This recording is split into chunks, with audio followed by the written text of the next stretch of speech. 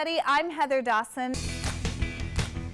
Well, the country's best and brightest can't resist sun and sand. The North County, San Diego area ranked among America's biggest brain magnets, thanks to the high number of college graduates who migrate to the Carlsbad, San Marcos areas after earning their degrees. And the good news doesn't stop there. Forbes recently ranked San Jose as the easiest city for finding a job, based on the large amount of high-paying job postings in the city. San Francisco also scored a top spot on the list. And not only are San Jose and San Francisco great places to find jobs, they're also the happiest cities to work in, taking the top honors in a recent study. High average salaries, a strong work-life balance, and healthy job security also earn Los Angeles and San Diego spots in the top 10. Sacramento is a leader in the state when it comes to green jobs. Overall, the state's green economy added the most jobs, almost 20,000 across the state. And if you're looking for something inspirational for spring break, head to the Coachella Valley. Yes, Gecko Explorers is a popular kids camp at the Living Desert Zoo. Well, every week we try to showcase a different city in California. And tonight we take you to the city known for trees and PhDs, Claremont, California. It's also home to a unique museum where you can find one-of-a-kind dinosaur fossils. Chad Rohn takes us to the Raymond Museum of Paleontology in Claremont.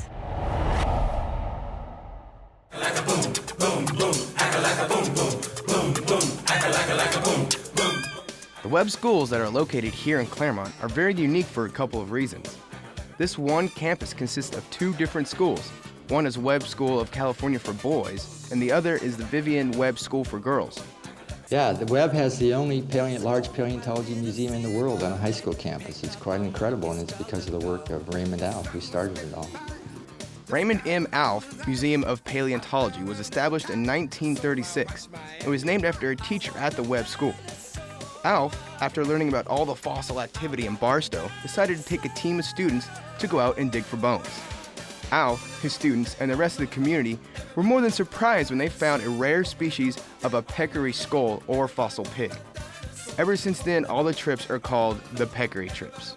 We do trips all the time. We do trips with students on weekends, on week-long break trips, on summer trips. We go all over the western United States looking for fossils, dinosaurs, mammals, you name it, we collect it. In fact, out of the 70,000 fossils at the museum, 95% were discovered by students. But there are also some cases the students at the Alf Museum may even venture out a little further on their trips. Going to Mongolia this summer and stuff. I mean, if you're a high school student, you're like, I'm going to go to Mongolia and find some dinosaurs. Not many people can say that. In fact, probably very few. So it's a really good experience for everyone. I loved it, so this is the most enjoyable experience of my career at Webb. Being at the museum, for me, is one of the best experiences of my life so far. We received national accreditation from the American Association of Museums, and only about 5% of the museums in the United States are accredited. And then downstairs is one of the greatest collections of fossil footprints you'll see anywhere in the world.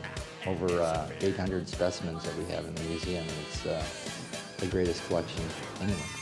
The Raymond M. Alf Museum of Paleontology really is a great place, not only for the schools, but also for the community as well.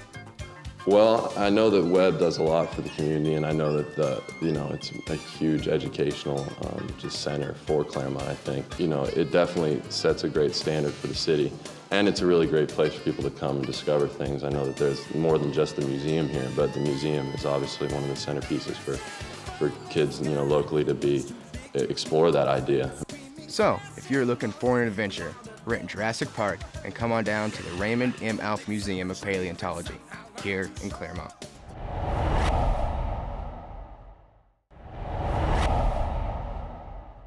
Well, if you missed the Grammy Awards, there's a new museum located in downtown LA, and it's allowing music fans to see their favorite artists year-round. California Life's Christina Irwin has your musical education.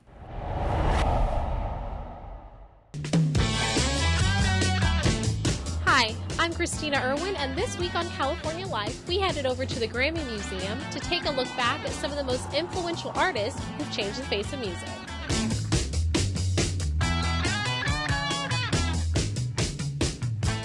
Turntables, a sneaker gallery, and an interactive music listening center are just some of the things you'll find when visiting the museum. It houses exhibits, performances, and never-before-seen memorabilia from artists such as Tupac, Jennifer Lopez, and John Lennon.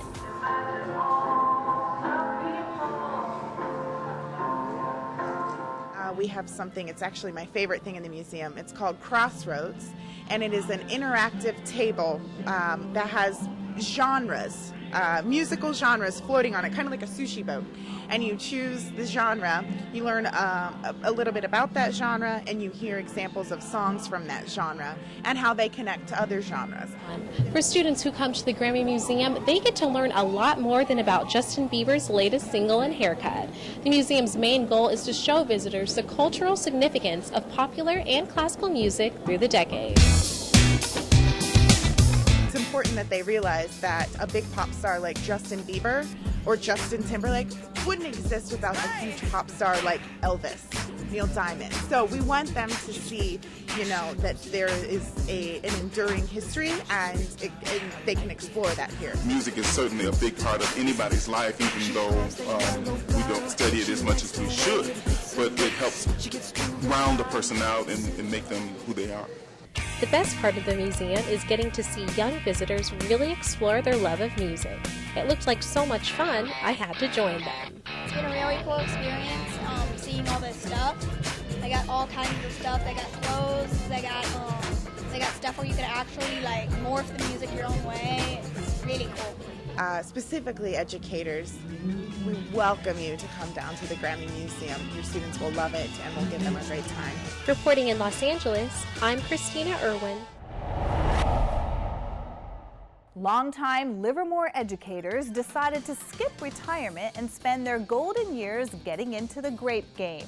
California Life's Monique Soltani heads to a local winery that's making the grade. Nearly 10 years ago, a group of Livermore educators turned in their rulers for wine bottles, and they've been winning awards ever since. My wife, being an elementary school principal, came by and said, "Can I see your list?" And I said, "Yes, dear." And she said, "Well, why don't you put grapes on it?" I said, "I know nothing about them." I'm back to college with my wife at UC Davis and got the background of growing grapes. Used to sell them to a very large winery, Concannon. And then when my wife got ready to retire about 4 years later, she and a friend who was retiring with her, they were both elementary school principals, decided they would like to have a winery, and I told them they were out of their minds.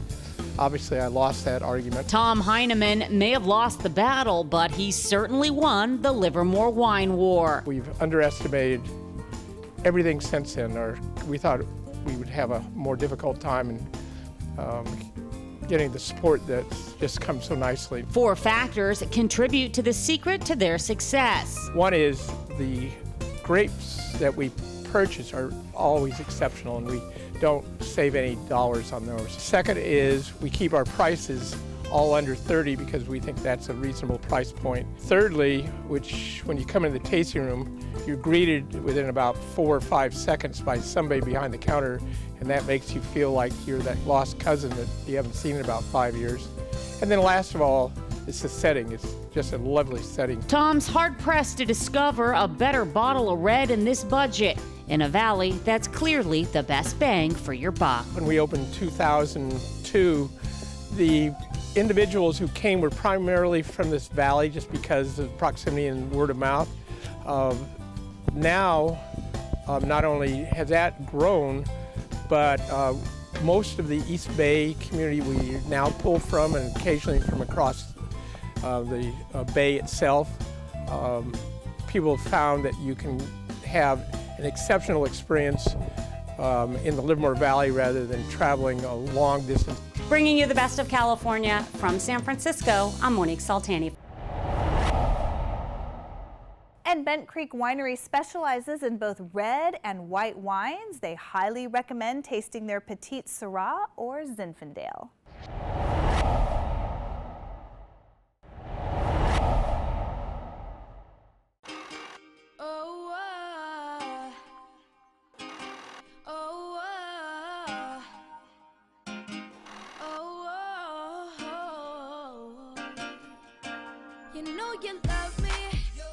And if you haven't heard, Ken and Barbie got back together on Valentine's Day, and to celebrate their rekindled romance, Mattel is releasing Barbie and Ken together in a limited edition Together Again gift set.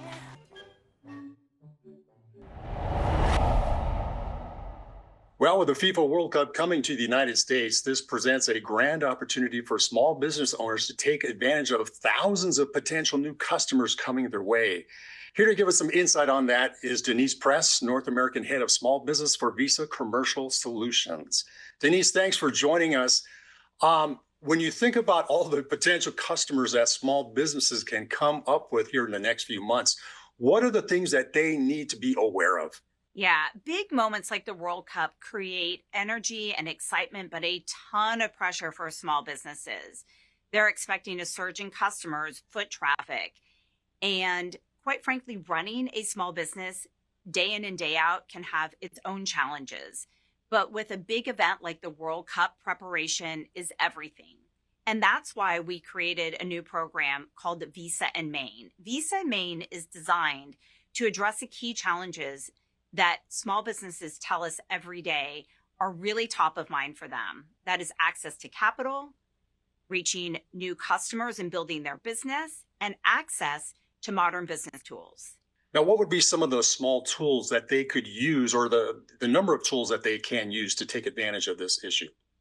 Yeah, absolutely. The big events create, as you had said, a fast, high volume demand environment. And the systems and the tools that businesses need to think about are those solutions to have in place to ensure that they eliminate any bottlenecks, that they eliminate any long lines, and that they create the best customer experience. And those tools are things like digital payment tools, strong security and fraud protection, real-time tracking and inventory, and real-time tracking of expenses, smooth, fast checkouts. Again, anything that helps the business run smoothly and allows the business to focus on delighting those customers. Where can people go and find more information about this? Local businesses interested in learning more can visit visa.com/visa-and-Maine. Excellent. Denise Press, thank you for joining us. That is some great information that small business owners hopefully will prosper with the World Cup coming to the U.S. And stay with us. More of Coast to Coast is coming your way. Dr. Jane Goodall's passing left many wondering what's next for conservation. Joining us is Azadine Downs, the president and CEO of the International Fund for Animal Welfare, or IFA, a close friend and member of Jane's Council for Hope. He's here to share how we can carry her legacy forward. Thank you so much for joining us today. Thank you for having me. What do you believe is the most important part of Dr. Goodall's message? We start with hope, and that hope is not just a feeling, it's a strategy for change. With the passing of someone as incredible as Jane, the question on my mind is whether people will listen to that message with such intensity as when she delivered it. So Jane asked me and the Council for Hope to turn that hope into action. That's amazing. And for anyone who feels overwhelmed by climate anxiety, what does hope actually look like in action today? People can feel overwhelmed because they want to take on every problem at once. Actions must be translated into small steps. So being hopeful and spreading the message of positivity is a step in the right direction. It's something that everyone can do. So the message is don't give up and believe that change is possible. Animals are central to Dr. Goodall's legacy and to your own work. Why do you believe animals remain one of humanity's greatest sources of hope? Many animals love unconditionally, and that's why humans have the relationship that they have with their pets. In fact, you may be surprised that Jane's favorite animal was her dog and not a chimpanzee. There's an innocence about wildlife. They have a place in nature just as humans do. So the connectivity we share with animals across the globe on so many levels should not be underestimated. I totally agree. And can you share an example of how your work is creating real, measurable change on the ground? You know, historically, people have been removed from the conservation equation. It's still a challenge to convince policymakers and scientists that conservation is about human behavior. So here at IFA, our mission is animals and people thriving together in the place that we call home. So for example, in Kenya, we support women's cooperatives, small business development, and education so that the people who live alongside wildlife actually see the economic benefit to protecting the animals. So it begins with respect and resources for those communities to live safely. 100%. And what's something that individuals can do to honor Dr. Goodall's legacy? The one thing you can do is believe in the message of hope. Once you feel positive about the future, there are many small things that you can do. Go into nature, experience it. Nature has healing powers. You listen to the wind, gazing upon and listening to running water, listening to leaves rustling in the trees. These are healing. Right now, the world is chaotic and we need calm. Our planet can indeed protect us if we let it, and the world in which we live is not a patient place, but nature indeed is very patient. Well, thank you so much for this message. Where can we go for more information? Yes, you can find more at ifaw.org, ifaw.org, our website, and you can find lots of information about our work and what you can do to help. So thanks for having me. Thank you so much for joining us today.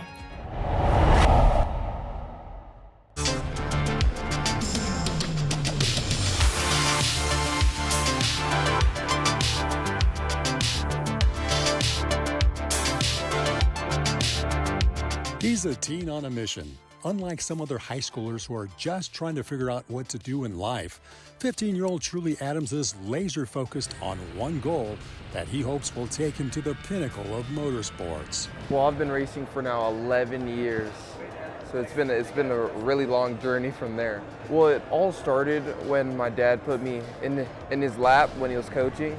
So it started from there, and I've kind of loved it ever since. Well, I've been karting now for about 11 years, and this transition is pretty cool because the car is just like a big kart in my opinion. It's maybe a little bit faster, but you don't feel it. And the cool part about it is just that everyone from karting, you remember them because they're racing with you in cars. So you'll have a group of 4 or 5 drivers that you know, and they'll transition with you at the same time. So it's pretty cool getting to know all those drivers from a karting stage and then moving into cars, and they're still pretty much your good friends. It's not very surprising to see this ambitious teen latch on to the world of racing for his career choice, as his family has long been a part of the world of motorsports for more than half a century. This is especially seen through the eyes of his father, Troy Adams, who himself spent several years as a racer and is now the driving coach for his son. This is not my vision. Trust me, we could go play stick and ball sport. It's a lot cheaper. But no, this is something that Truly, really wants to do.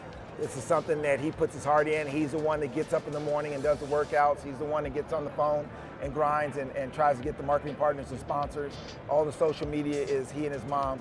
So for the most part, this is one thing that is truly him. Go into his room and say, "You're destined for greatness." Like, I just knew it.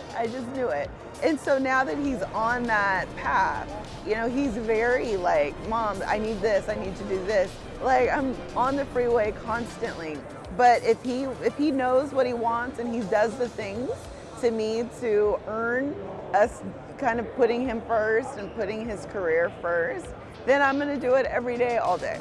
While Truly Adams is open to racing at any level of Major League Motorsports, the main goal is to get to the big stage of Formula One, and will soon find himself in Europe, laying down the foundation to make that dream a reality. I'm supposed to be leaving to France in a couple months, and hopefully, if everything gets sorted out, I might be living there for the next 6 months. So it's gonna be pretty cool, and it's gonna be different for sure, but who isn't up for something a little bit different? Moving to Europe, every team wants a driver that's based out there and kind of can learn how to be different. My ultimate goal would be to reach F1, of course, but anything is winning. If it's NASCAR, sports car, IndyCar, Formula One, I'd love to race anything I win. So with a driving passion to reach a very lofty goal, along with a very strong family support system, it won't be any surprise to see Truly Adams get to that level of motorsports that many can only dream of. For Coast to Coast, this is J.R.E. Barr.